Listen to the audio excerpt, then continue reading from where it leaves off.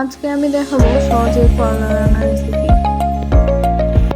প্রথমে আমি করলা ও আলুগুলো প্যানে বসিয়ে নিলাম।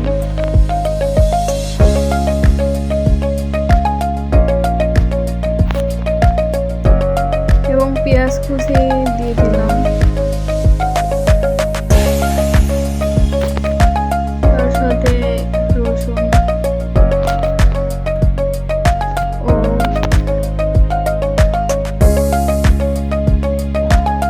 কাঁচামরিচ দিয়ে দিলাম।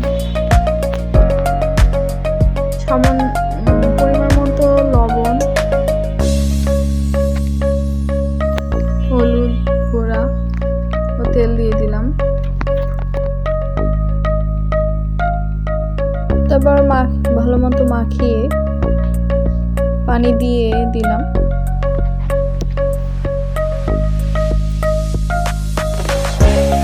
তারপরে ঢাকনা দিয়ে দিলাম।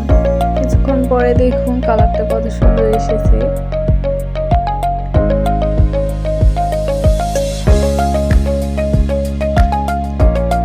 একটু পানি শুকিয়ে গেলে